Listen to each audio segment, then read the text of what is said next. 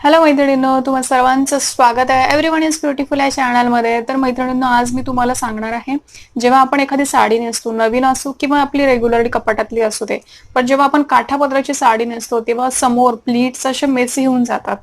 म्हणजे ते पटकन राहत नाही. एकतर नेसताना चांगले असले तरी चालताना मेसी होतात, किंवा मग नेसायच्या आधीच किंवा नेसल्या नेसल्या लगेच मेसी होतात. आणि आपला जो मागचा पल्लू असतो तो पण मेसी होतो.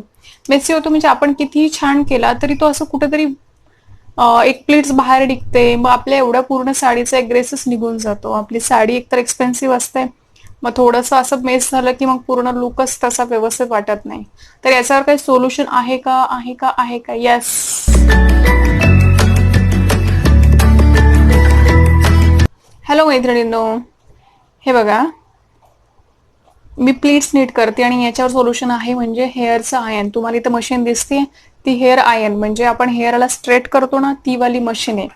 तर मी माझ्या हस्बंडची हेल्प घेऊन माझे साडीचे प्लीट्स मस्तपैकी स्टेबल करते. तर तुम्ही हे आयन घेऊ शकता. ही रॉड मस्त आहे. कारण कसं, सुरुवातीला जर आपण इस्त्री किंवा प्रेसनी प्रेस केलं तर मग इथे येणाऱ्या प्लीट्स कोणत्या असू शकतात हे माहित नाही आपल्याला. त्यामुळे इथे येणाऱ्या प्लीट्स आपण हेअरच्या आयन किंवा रॉडने तुम्ही मस्तपणे आयन करू शकता. याचं टेम्परेचर मी कमी ठेवलेलं आहे. सुरुवातीला कमी ठेवा. साडीच्या फॅब्रिकनुसार तुम्ही वाढू शकता, पण शक्यतो कमीच ठेवा, कारण प्रत्येकाची साडी ही एक्सपेन्सिव्ह असते. तर असं मस्त वरतून खालीपर्यंत आयन करा. आणि मी स्वतः करायचा ट्राय करत होते, पण स्वतःला नाही इतकं जमत. त्यामुळे मी माझ्या हस्बंडचा सपोर्ट घेतला आणि ते मला आयन करण्यात मदत करत आहे. तर हे आयन केलं ना की जोपर्यंत तुम्ही साडी काढत नाही तोपर्यंत या प्लीट्स जागच्या काय हलत नाही. इतक्या त्या प्लीट्स सुंदर बसतात आणि एक साडीला एक मस्त ग्रेस येतो. आणि फोटो काढतानाही त्या आपला लुक एकदम ग्रेसफुल येतो आणि त्या प्लीट्स जागच्या जागी येतात. तर बघा मैत्रिणींनो, आयन केल्यावर किती छान प्लीट्स दिसतात ते. आता राहिल्या ना आपल्या पल्लूच्या प्लीट्स आयन करायच्या. तर परत एकदा मी माझ्या हस्बंडची हेल्प घेतलेली आहे आणि पल्लूच्या प्लीट्स पण आयन करत आहे. पल्लूला पहिले प्लीट्स एकावर एक ठेवून घ्या, नंतर आयन करा, कारण पल्लूला थोडा करायला वेळ लागतो. थोडंसं पेशन्सचं काम आहे हे. मला वाटतं खालच्या निऱ्यांना 5 मिनिट लागत असेल. 5 मिनिट, आणि वरच्या प्लीट्सला, शोल्डरवरच्या प्लीट्सला 5 ते 7 मिनिट लागतील. एवढंही काय नाही. म्हणजे एकदा तुमच्या हस्बंडला कळालं की कसं आयनिंग करायचं म्हणलं तर नेक्स्ट साडीला इझिली आयन करू शकतात. म्हणजे इथे तुम्ही कोणाचाही सपोर्ट घेऊ शकता. हस्बंडचाच घ्या असं काही नाही. तुमची फ्रेंड असेल, कोणी असेल, आई असेल, त्यांचा कोणाचाही सपोर्ट घेऊ शकता, कारण स्वतःला या गोष्टी जमत नाहीत. आणि एकदा आयन करून जरी तुम्ही तो पल्लू ओपन केला तरी तो जसाच तसा राहतो. त्यामुळं आयन करताना दोन्ही साईडला करावं लागतं, राईट साईडने आणि लेफ्ट साईडने. पल्लू तरी इव्हन दोन्ही साईडला करावा लागतो. खाली प्लीट्सला एकाच साईडने आपण करतो. पल्लूला दोन्ही साईडनी केलं की तो छान असा मस्त बसतो, हालत नाही अजिबात. लग्नामध्ये जेव्हा नवरीला आपण साडी घालतो तेव्हा हा प्रश्न येतो, कारण लग्नाच्या सगळ्या साड्या नवीन असतात आणि नवीन असलेल्या साड्यांना म्हणजे प्लीट्स तयार करणं किंवा प्लीट्स जागावर बसवणं फार महत्वाचं आहे.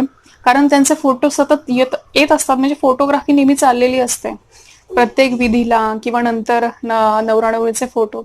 या सगळ्या गोष्टीत त्यांचे फोटो साडीवरचे सुंदर यायला हवेत, किंवा साडी ती सुंदर दिसली पाहिजे, अजून छान ग्रेसफुल दिसली पाहिजे. त्यामुळे लग्नातल्या नवरीला तर हे करणं मस्ट आहे. हे हेअरचं स्ट्रेटनिंग रॉड आहे आणि त्यांनी करत आहे. म्हणजे याला कोणत्या ब्रँडचं स्ट्रेटनिंग रॉड वापरतात असं काही नाहीये. कोणत्याही तुमच्या घरातल्या ब्रँडचं तुम्ही स्ट्रेटनिंग रॉड वापरू शकता, पण टेम्परेचर मात्र कमी ठेवा. साडीच्या फॅब्रिकनुसार टेम्परेचर तुम्ही ठरवू शकता, पण सुरुवातीला कमीपासूनच स्टार्ट करा. हे बघा मैत्रिणींनो, माझं पल्लू पण झालेलं आहे आयन करून आणि समोरच्या प्लीट्स पण झालेल्या आहेत आयन करून. आता या साडीला खरं तो लुक आलेला आहे, कारण आपण जेव्हा साडी नेसतो, साडी छान असते, आपणही त्या साडीत छान खुलून दिसतो, पण प्लीट्स छान असला की 100% लुक हा प्लीट्सवर, मग प्लीट्समुळे आपल्याला येतो.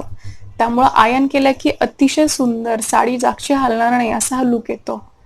आता हे बघा, या एकदम प्रेस केल्यासारखं दिसतं ते माझ्या प्लीट्स शोल्डरवरच्या, जे मी तुम्हाला दाखवत आहे. पल्लू कसा करायचा हेवी साड्याचा याचाही मी व्हिडिओ बनवलेला आहे, लिंक डिस्क्रिप्शन बॉक्समध्ये देते. त्यामध्ये तुम्ही कोणत्याही हेवी साडीचा पल्लू 2 ते 3 मिनिटात आसानीमध्ये बनवू शकता. हे बघा, मी पल्लू ओपन करून पण दाखवते, म्हणजे पल्लू ओपन करून पण तो जागच्या जागी येतो परत, म्हणजे पल्लू ओपन केल्यावर तो परत बॅक टू नॉर्मलला येतो. त्यामुळे एवढं काही टेन्शन घेण्याची गरज नाही एकदा आयन केले की. तर मैत्रिणींनो, कसा वाटला व्हिडिओ आवडला असेल तर नक्की लाईक करा.